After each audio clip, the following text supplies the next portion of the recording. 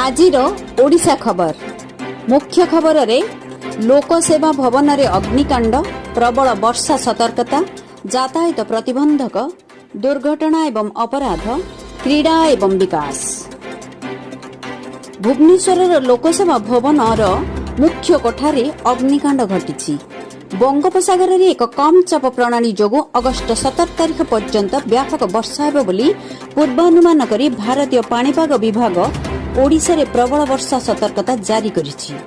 स्वाधीनता दिवस पालन पई भुवनेश्वर पुलिस किछि निर्दिष्ट अंचल रे ट्रैफिक प्रतिबंधक जारी रखिछि।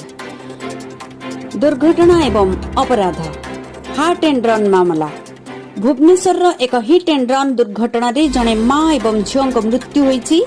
पुलिस संपृक्त गाड़ी को जबत करिछि। भुवनेश्वर एक घरोई हॉस्पिटल रे जणे नर्स रहस्यमय परिस्थिति रे मृतदेह उद्धार करा जायछि। एक आत्महत्या नोट मध्य उद्धार करा जायछि। भुवनेश्वर पुलिस एक बाइक चोरी रैकेट पर्दा फाश करिछि। 5 जन को गिरफ्त करिछि। क्रीड़ा एवं विकास रे विश्व एथलेटिक्स कॉन्टिनेंटल टूर भुवनेश्वर विश्व athletics continental tour bronze event आयोजन करा जायतिला जेउथिरे श्रेष्ठ भारतीय एथलेट्स माने अंशग्रहण करिथिले।